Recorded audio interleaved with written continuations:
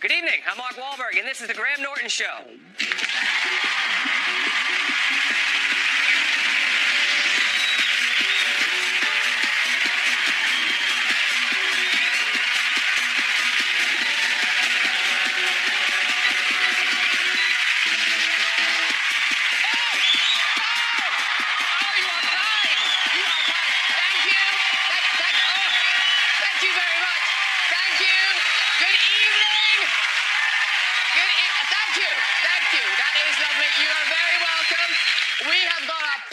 Show for you tonight. So many guests. I mean, I just hope I've got enough seats. I feel like Theresa May.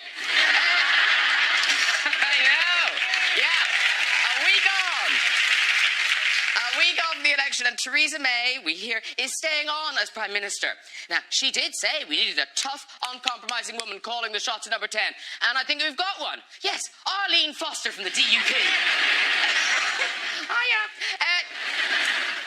I'm not sure this arrangement is such a good idea. I mean, look what happened the last time someone from the Orange Order got into power. Yeah.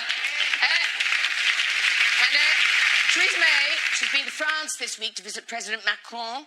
While she was there, she went to the England-France football match. Now, the score was 3-2 to France, although when Jeremy Corbyn saw England had lost, he claimed it was a moral victory and said if we played them again today, we'd win. No. Did you see Theresa joining in with the Mexican wave? Poor Theresa. Apparently she likes the Mexican waves like she likes her elections. Embarrassing, misjudged, and really badly timed.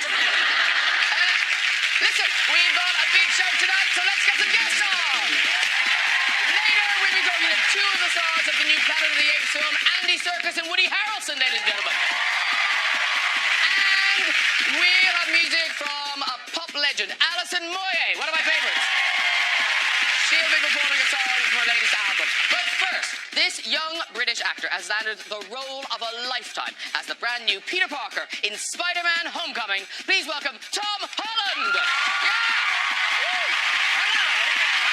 Good to see you. There you are. Tom Holland. He's Spider-Man. Spider-Man. That's who that is. Now, this British actress has consistently worked in Hollywood in films like Foxcatcher and American Sniper. Now she's coming back to the West End in Cat on a Hot Tin Roof. Please welcome back Sienna Miller, everybody! Lovely to see you, Tom, Sienna. And he's the Hollywood star of Boogie Nights, The Departed, The Fighter, and Ted. Now he's back saving the world in Transformers The Last Night. It's always a pleasure to welcome back Mark Wahlberg!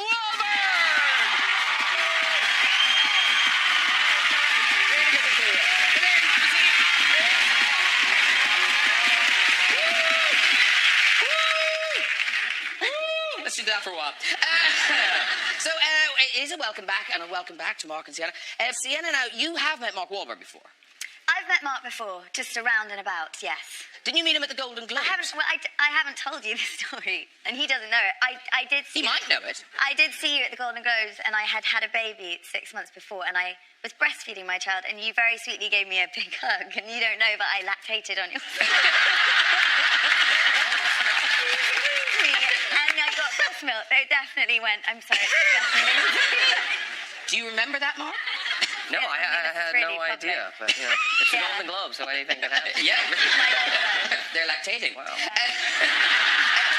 So you can bill me for the dry cleaning. But Tom, new to Hollywood. This is all brand new. Yeah, well, I've watched your show so much, I feel like I know you, Graham. But no, this is surreal to me.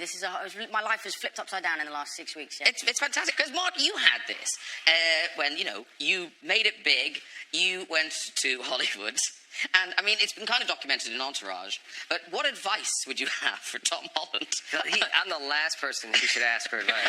But you've never been to jail, have you? I have never been to jail. See, it's a complete role reversal. See, I went to jail before I had a career, so he's going to go to jail at some point during your career. Don't take any advice from me. The first check I got, I ran to the Mercedes dealer. I bought a car. I didn't have money for registration or insurance. The police towed the vehicle because I was driving without insurance. So you don't want any advice from me. But I think LA's the move.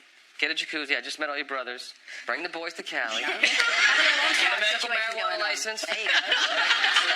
You got an excuse and have some fun, dude. Oh, I will. Have some fun for me. Oh, I will. I'm 26 years old. I'm married. I got 4 kids. I get yelled at, and they tell me how much they hate me. They give me a "Daddy, I love you. You're the best dad ever." Father's Day card, which is nice, right? And that works. And that's a beautiful thing. But go have some fun. You're a young, good-looking guy. That's terrible advice, but I hear you.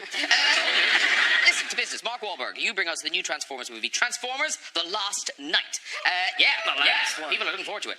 It opens next Friday, June 23rd. Now, this time, so Optimus Prime is sort of slightly out of the picture this time. So you team up with other humans to try and save the world. Yes. Discuss. Initially, we kind of pick up after the second story. I've now gone on my own, my first story. I've gone on my own. I've left my daughter so she could kind of integrate back into society and have a normal life.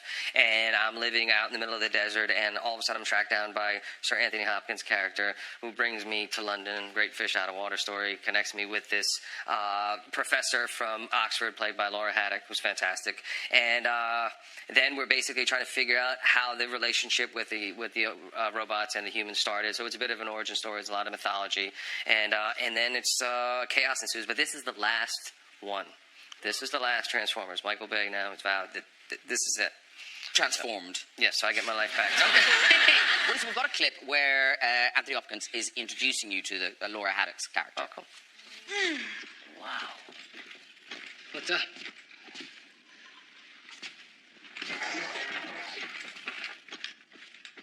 Does he have to loom like that? Bonjour, chérie. That's a nice ride. I mean, you can roll right at the Buckingham Palace in that thing. Okay, you, American man, shut it.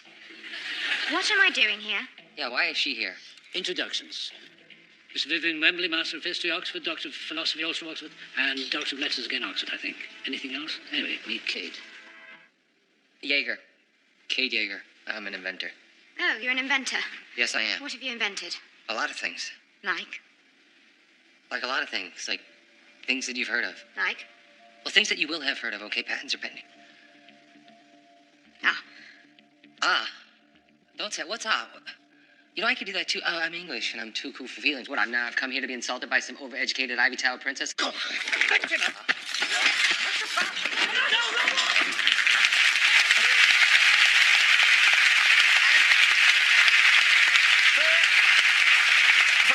Audience, lots of this film is set here.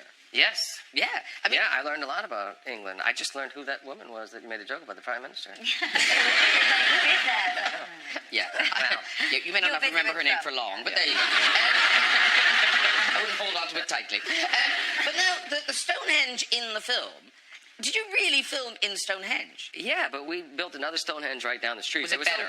Well, it was the same thing. They were so precious about it. We were just blowing it up. But it's like, what happened there? What's the big deal? Somebody laid a rock on top of a rock, and is that how Anthony got his knighthood? I mean, if I want my knighthood. People too, right? But you did film around the real one as well. Yeah. Which is incredible that they gave you access. I know you Why? weren't. I know you're not impressed. You're thinking like they should open a McDonald's. Why is it so special? I could build one of those in my backyard. I mean, what happened there? We're all like, but really, it's devastating. No. The reason why we're proud of stuff. No, but the thing is, the reason why we're not answering is we don't know what happened. They don't know how they got the stones. It's so English. They somehow got those really heavy stones there. From like Italy or something, How did right? they build the Egyptians build the pyramids? That's more impressive. You know, it's our but that's English version pyramid. Well, at least you could go in there. There are things you could bury people there. You could do a lot of things with the Yeah. tomb. What do you do there? Can I just say, you're in our country. You are a guest. I have the utmost respect. And You will like our half-built thing. I want to bring jobs to England. I want to bring restaurants, Wahlburgers, all these things. Wahlberg. But what are the stones about? Seriously. It's We a don't pagan- know. it's a pagan That's what makes thing. them so great. How did they get there? How did they get there as part of it? And it's a pagan worship A thing. lot of people Druids. carried them and stood them up and. Thank you, They Dr. built Wahlberg. them for shade. I mean, what? Shade. They're Wiltshire. with the sun and the calendar of the Druid. Stop now, Sienna. Knights of Quickly, the- stop now. There'll be ley line letters. of the- There'll be yeah, letters. so- But with this film, becoming part of the Transformers family, I think you assumed would give you some cred with your kids, but you were sort of upstaged at the time. This was the first Transformers you did. Well, they just had no interest in being there. They want to see the movie, but there was other things that they wanted to be doing. They wanted to do anything else other than watching me work. And I asked Michael, and Michael's really excited about putting them in the movie, and they were just not into it at all. They were like, no. I'm like, everybody's here. The crew's waiting. We set up this big elaborate shot to make sure that this is going to be a shot that's in the movie. And so now you only saw one of my kids in the movie, and now the other kids are upset. They think it's my fault. Like I purposely had them cut out because they didn't do exactly what I wanted to do, which was not the case. But it's a no-win situation, so just know that. Now, one of your daughters has started dating. Is this right? That poor kid. Well, you know what? So the kid. The boyfriend. Yeah. Well, Yeah. she had one that was not a nice boy, and it was like, it's innocent enough, but I was like, so this kid, I want to meet this kid. So I'm like, okay, I want to meet him. You want to hang out with him? I want to meet him, and then you can hang out with him in a safe environment. She's like, what's a safe environment, Dad? And everything is the attitude. So all of a sudden, this kid comes over, and he one-ups me. He brings his mom.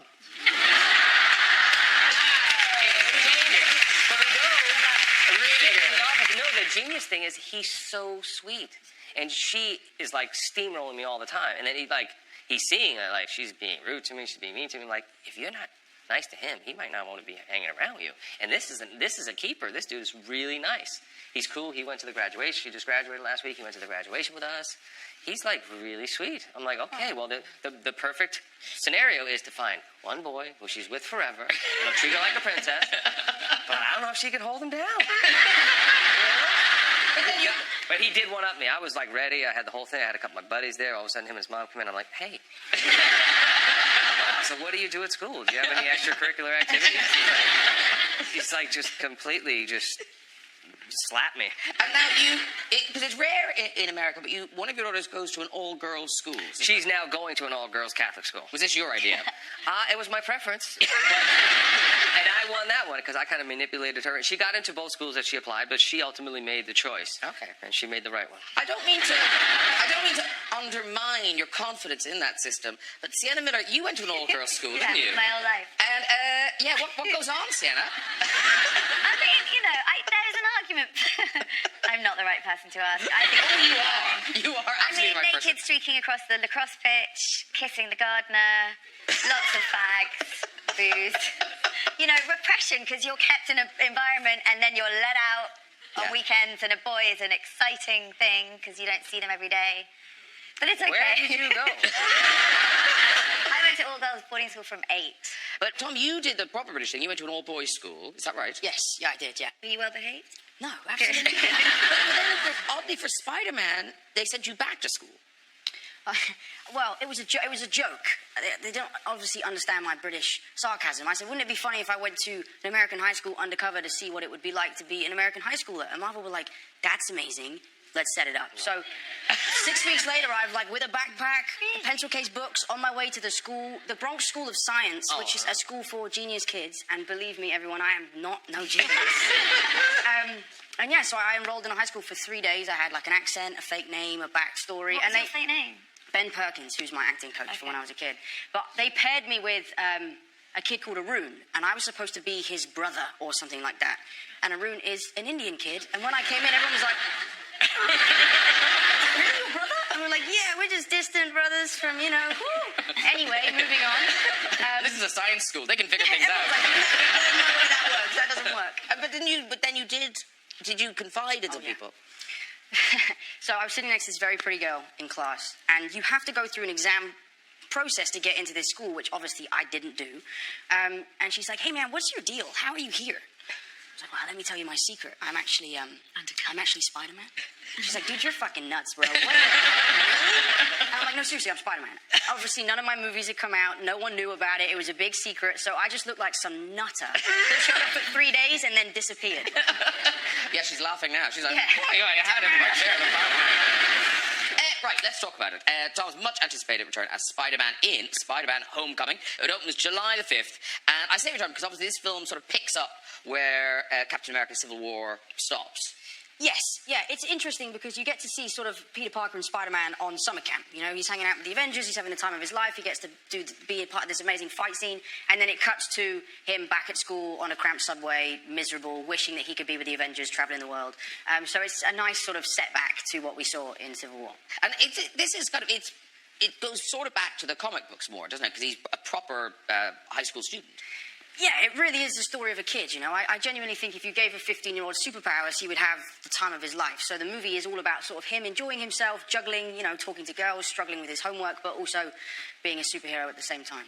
All right, listen, we'll talk about it more, but let's see a clip. This is one of your best friends in the film discovering that you are, in fact, Spider-Man. Yes.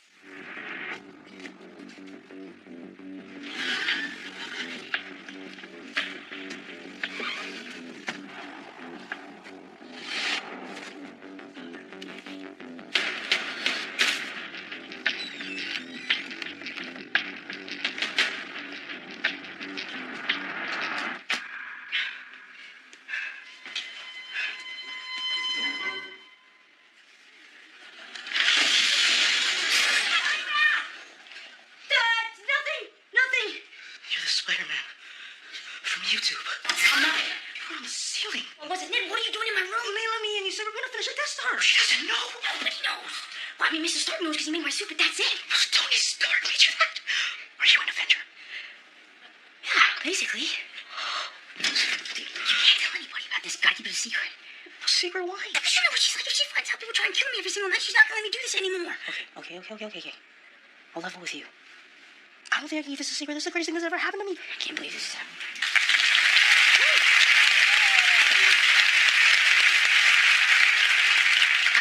Tom, obviously being Spider-Man, you've got to be in amazing shape. But they did weird things to you. I don't know if you have... Oh, yeah. What's the electric thing? Have you ever heard of this EMS training? It's like you wear this sort of like black suit and they put these pads on you and you basically do like a yoga class while they electrocute you. And it's like awful. muscle stimulation? Yeah, it's like muscle stimulation, but you work out while you use it. I basically cheated. But I did it with my best friend, and every time the trainer would go to the bathroom, one of us would crank up the machine that my friend was using, and you can't, like, you genuinely can't move. Like, it, like, makes every part of your body shake, and it's awful. It's a lot of fun, and it works, but it really is the worst thing I've ever done. I've never heard of that. That's... Yeah. Have you... No, but I saw a commercial today on TV here with Cristiano Ronaldo, right, who's probably one of the most physical specimens on the planet, with this ab machine and his bicep machine standing there in his underwear, and he's just going like this, shaking with his eyes closed. I don't think that's how he got in shape. You know, somebody sitting there on their couch, stuffing their face, having a pint, is going to be like, oh, yeah, well, now I figured it out. I can buy one of those. It's not happening. Because Sienna, the only film we could think of where you might have had to do this was G.I. Joe. Yeah. Did you have to do all this stuff to get ready for that? They cast me in that film without meeting me, and it might have been an error because I played the villain, and there's nothing that threatening physically about me, or active particularly. But Really? You sprayed me with breast milk? Stand back!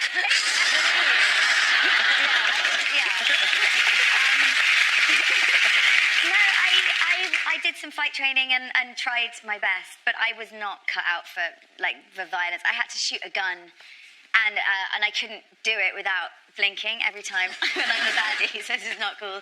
So they had to give me glasses that every time I was about to shoot a gun, I touched the side, and they turned to sunglasses. I mean, awful. I think I'd be better at it now. I don't want to cut myself out. A nightmare on Spider-Man, I'd always go, psst. I couldn't do that without going... Making the noise? Yeah. And the poor sound guy, I do 10 webs every scene. The poor sound guy's like, this fucking kid wants to stop going... I did that with an electric gun. Every time I just go bang. I did it with saying bang, like, because it's not firing. And the gun just goes like a little fire. I'm like, dude, at least give me some real blanks. But, ladies and gentlemen, culture alert. We are heading to the stage for Sienna Miller's upcoming West End performance as Maggie in Tennessee Williams' Cat on a Hot Tin Roof. It opens July 24th, but previews from the 13th. It's at the Apollo Theatre. And this is a great cast. It's a great play. But it sounds like you've kind of knocked the play about a bit. Yeah, I mean, it's the original version, Tennessee Williams' original version, but we are modernising it. And our director, Benedict Andrews, is really an auteur, and it's not the traditional... We're not sort of flying around with southern accents and hoop skirts.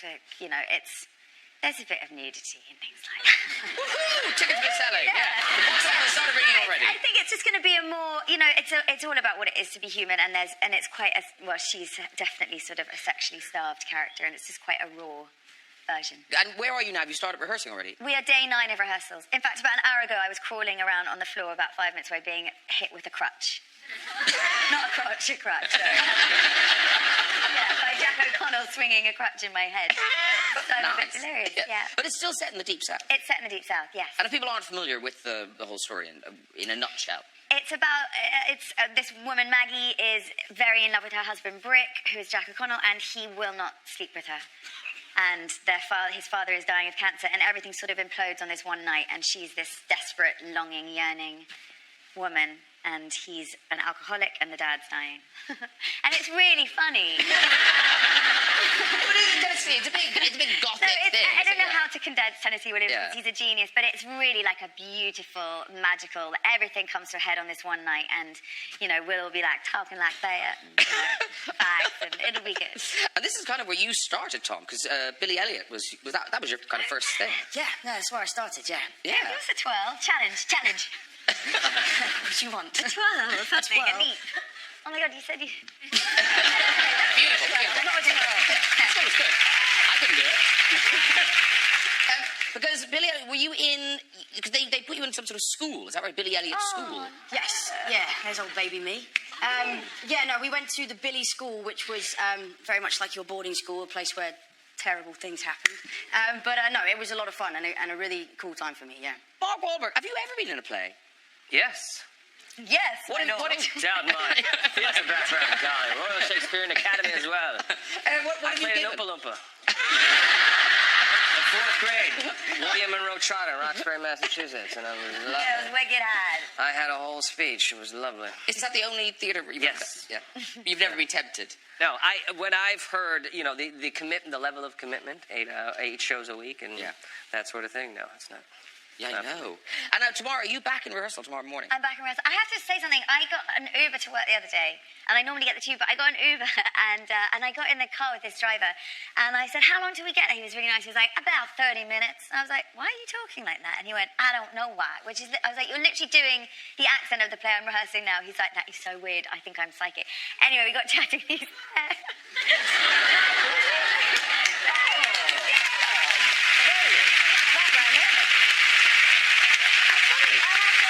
we started talking, and he was like, "Oh, I'm Graham Norton. I thought it was so lovely last week, and I love that show." And I was like, "Well, I'm doing it. Try to see if I can get you in." And he's come. And here he is. Oh, very good. All right, it's time to meet my next guest. One is the master of motion capture who brought to life Gollum and King Kong. The other is the award-winning star of Cheers, White Men Can't Jump, True Detective, and Natural Born Killers. Please welcome Andy Serkis and Woody Harrelson.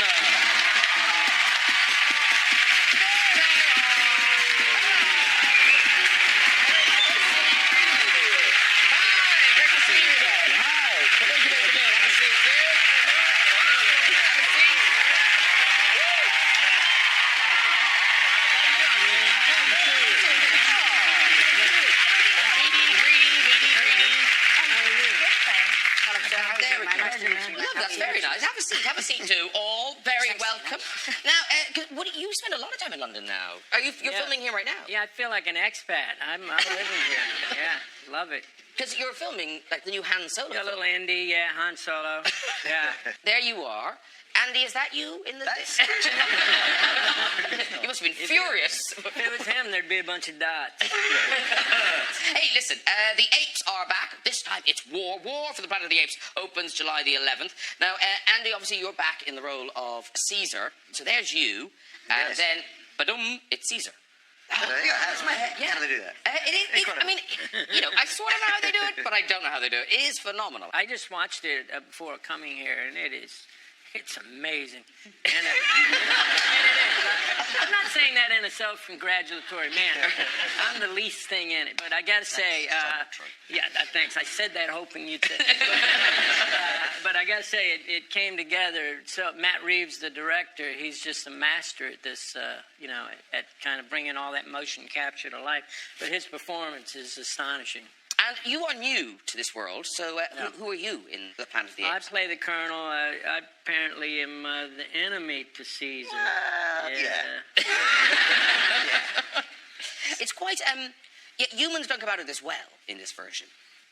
No. Well, nobody comes out of it well. I mean, it's a war, so both apes and humans are toe-to-toe and having a bad time of it. So it's basically, in this story, it's moved on from, I don't know if people saw the last one, Dawn, or in fact the first one, Rise, but it's got to a point where there's been the start of the whole saga is a virus which was created through an Alzheimer's drug gone wrong, and then an ape called Caesar becomes enhanced by this intelligence-enhancing drug, and he's brought up with human beings. He's then thrown into a facility at a teenage, if you like, in the other films, and then he leads them to freedom, and then a virus breaks out, and in this one it turns to all-out war between apes and humans. So, it's bleak. It's a bleak start to the film, but there's a lot of heart, a lot of emotion. Listen, we've got a clip. This is the moment when Caesar gets captured and you guys meet.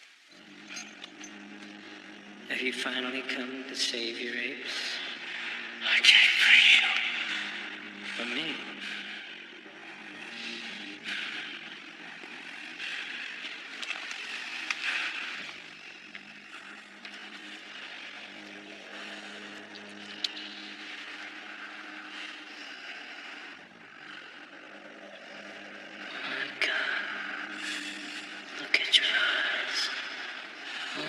You. How did you know I was here?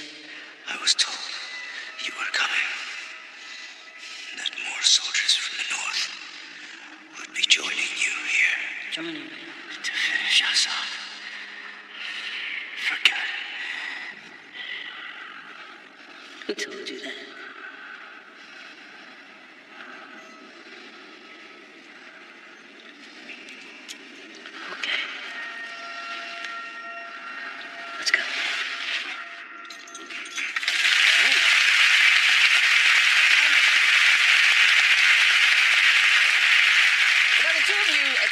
Got on, wasn't there? You had a night out in Vancouver, was it? The two of you bonded over. we had a number It was really of a nights. night in. Well, it was a night in, actually. Yeah, we hung over at my house. We had a couple of bottles of wine. I won't get into the details. Funny enough, I think the last time you were on a show with me, you did tell us about a mad night you had in London, and you've now turned it into a film. Yeah. But again, a mad film. Yeah, mad film. It's called Lost in London, and I had this night that was terrible night. Started with just my wife and I on the verge of breaking up, and ended with me in jail. And this all happened. This all happened. Yeah. And I hated it. I wanted to forget about it, but then I kept thinking, this could be funny. and Owen Wilson's in it, and Willie Nelson, and we shot it in real time. In 99 minutes, shot it single camera and live streamed it as we shot it into theaters in the United States and into 3 picture house theaters here. In fact, so it's one take. It's one take. Yeah. That's phenomenal. Yeah, it turned out great, and that's showing at Picture House Central Friday and Saturday late night. Think about it. And did anything go wrong? Because you only do it once. Yeah, there was sound issues and just the live feed issues. And then on the night, there was this bomb, this World War II unexploded ordnance that they discovered near the Waterloo Bridge, which is a key area. So they shut down the bridge. And I'm like, I've never been a fan of Hitler, but this is personal. That was weird. That was very strange. Opened up like just a few minutes before you needed it. And Andy, you've got another movie. Have you finished Jungle Book now, the motion capture version of Jungle Book? No, we're still in the process of making it, and it comes out next year. So it's an amazing cast, and there's a beautiful central performance by a young actor playing Mowgli. It's a much darker version than the Disney one that came out last year. It's a PG-13, but it's a really, and that's all performance capture. So all the actors, Christian Bale's playing Bagheera, and Benedict Cumberbatch is playing Shere Khan the tiger, and Kate Blanchett's playing Kaa the snake, and they're all there doing the same kind of thing as you just seen. So. Are we allowed to mention it? About my audition? Yeah.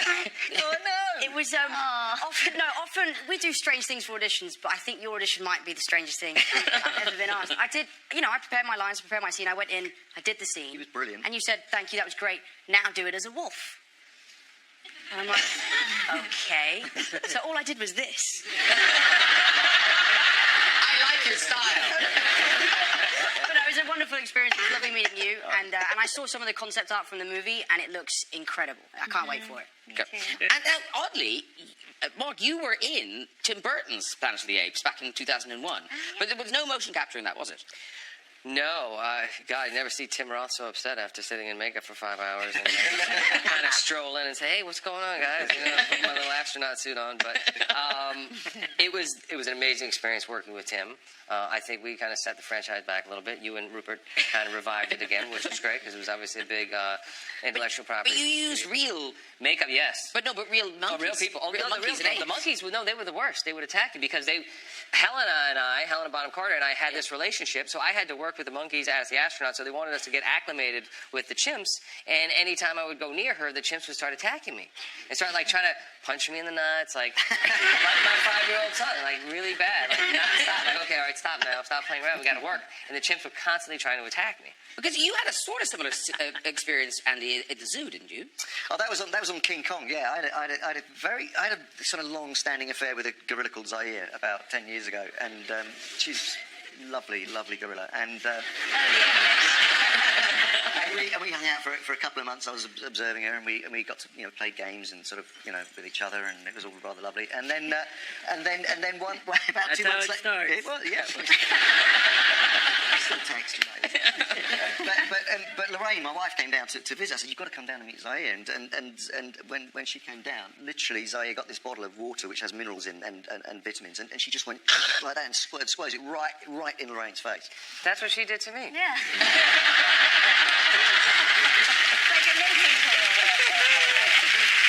But they do. They get so protective. They really do. Yeah, territorial. Oh, you're talking about monkeys again. Okay. The other thing that chimpanzees do, of course, is a thing called pant hooting, which is a...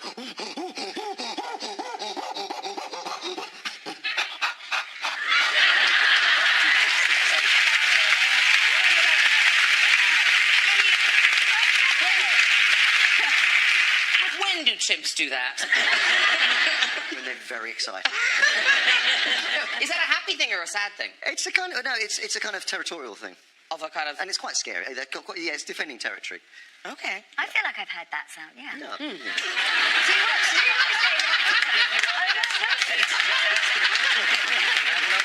I'm sure you have, Sienna.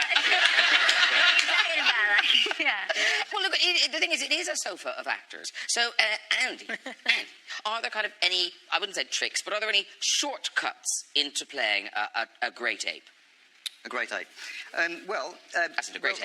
Well, quadrupeding is a large part of it. Okay, so quadrupeding is walking on all fours, and I happen to have with me some arm extensions, which we could all have a go with. Oh, right. And these, in fact, are how we quadruped. So we can all have a go, and I think we should. And would you like to have a go? No, not yet. Well,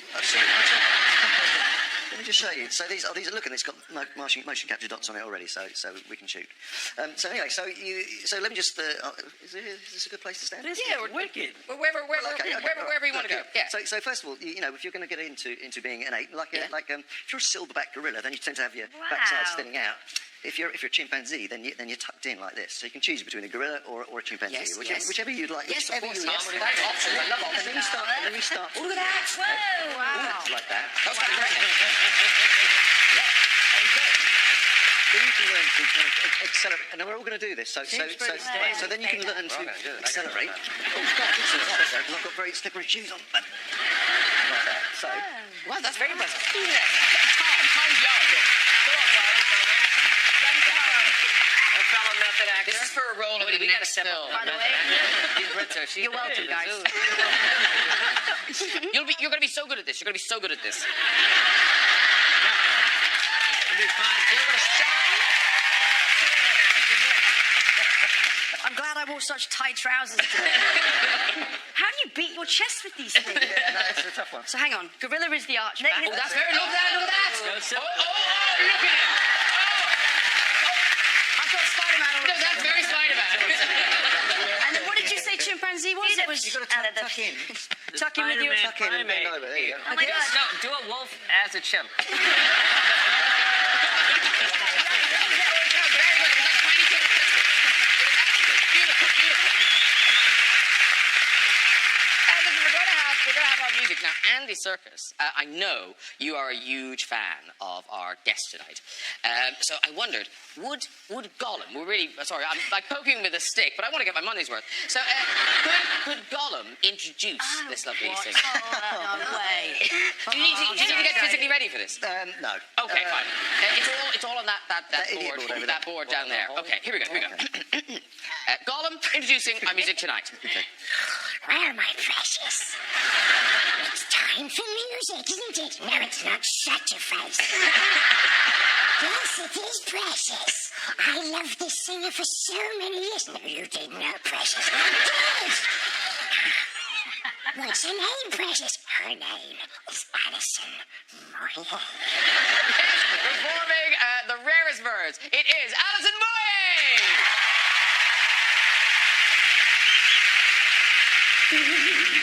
This town, forget who you are, remembering who you were meant to be.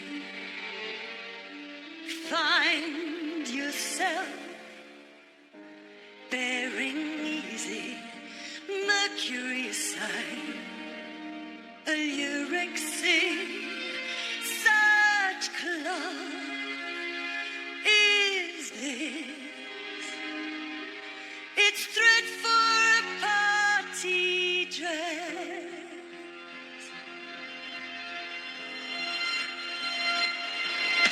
The lines are strung like pearls, so offer your throne. And if we hang, then we hang in the stars. Take my hand and come, be the hostess girl. Skip a grace note on your heel, to whichever hymn you please. For the rarest birds of the navigate the city wall, bite of great gum constellations. They're the twins, and they're the plough. And now I'm at your door, seeing you through your window, fixing your hair for grey, pulling at your face, trying not to frown like this. And you hold up your party dress.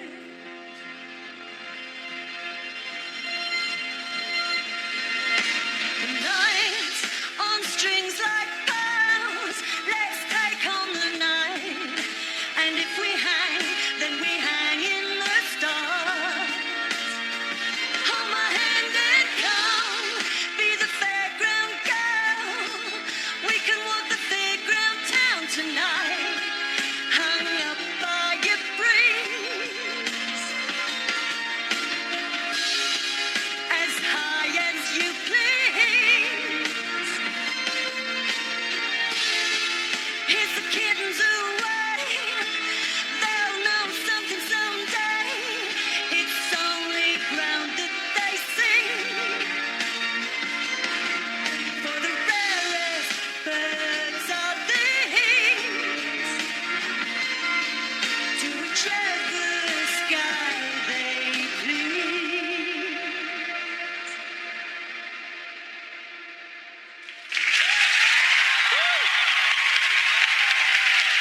Alison Moyer, everybody! Beautiful job. Come on, join us, do. Oh, so lovely to see you. Gorgeous to see you, my darling. Mwah and mwah. Come on with me, everybody.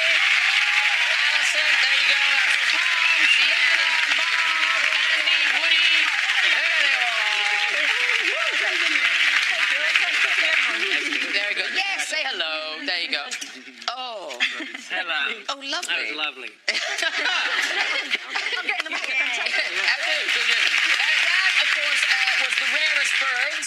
The rarest First Words, which is the latest single off your new album, Other, which is out now. You must be thrilled. It's been so well received, this album. Yeah, it's been bonkers. It's been great. Yeah. You can only, affect your output. You can't assume that you're going to get anything. And so when it comes back, it's great. Yeah, but this seems like, I was saying to you, this seems like an album that you wanted to do. No one was saying, I think you should go this way, Yeah. da-da-da-da. Well, to be honest, they're always the albums that I want to do. It's just sometimes I choose wrong, that's all. You got it right. Every mistake I've got right, And we must say, with trepidation, I suppose, after 30 years, you have bitten the bullet and you're going on a world tour. Yeah. And you really enjoy that, because I feel like I love it. I mean, touring's my favourite thing, but I must say that even though... But you have avoided it for 30 years. No, I've done loads of touring. I just haven't gone far afield, Just this time I thought, it's as good as it's going to get. Sooner or later it's going to go. So I might as well, when I'm at the top of my game, my live game, then I might as well do it. And when does it all kick off? Oh, don't ask me. September, I think. You'll be there. You'll be there. Yeah. Thank you so much for that. Alison Moyet. Okay, that's nearly it for tonight. Before we go, we get some time for a quick visit to the big red chair. Who's there? Hello. Hello. Hi. What's your name? Diane. Diane. Lovely. And where are you from, Diane? Narborough in Leicestershire. Lovely. And what do you do? I'm a retail insight manager. What does that mean? I do DVD release reports and insight reports for a lot of the film studios. I'm no wiser. Okay. Off you go with your story, Diane. Many moons ago, I used to rent a room in a house with 3 guys, which had its benefits. But one downfall was somebody used to eat all my food. So on one occasion, I was pouring a bowl of cereal out, and there was no fruit in my cereal. It was supposed to be a strawberry fruited cereal. Okay. So I let the You got the power. You got the power. It's addictive, isn't it? It's so fun. It's addictive. Boom. Such a power seat. Should we get another one? Should we do another one? Yeah, let's do another one. Hello. Hi there. Worried Yank them. What's your name, sir? Oliver James. Oh, lovely. Are you sure? What do you do, Oliver James? I'm a Brighton uni. I study wine. You study wine? You can do that at university? Yeah. Oh, that should not be okay. Is that a thing? Not that I've heard it. That can't be a university course, can it? Isn't it like a sommelier? A sommelier? Is that what it's called? Sommelier. Yeah, that's the one. Whoops. Do that at catering college, don't you? A Sauvignon Blanc. Yeah. Sauvignon Blanc. Yeah. Oh, some of that. Yeah. Should we try one more? Okay, one more. Hello. G'day, Graham. Hello. What's your name? Sean. Sean. And are you an Aussie? I am. I'm getting good at this. I used to not know. Yeah. Whereabouts in Australia? Do you live here now or there? I live here now. Okay, what do you do? Accountant. An accountant? Yeah. You want to ask me what it's about?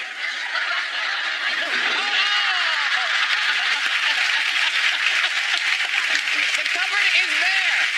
Well done, everyone. If you'd like to join us on the show and have a go with that red chair, you can contact us via our website at this very address.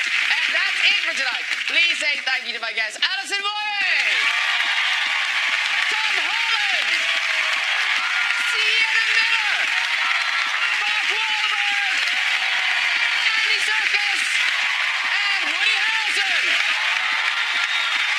Please join me next week with pop group Haim, Oscar winner Jamie Foxx, the hilarious Steve Carell and Kristen Wiig, and the legend that is Dame Judi Dench. I'll see you then. Good night, everybody. Bye-bye.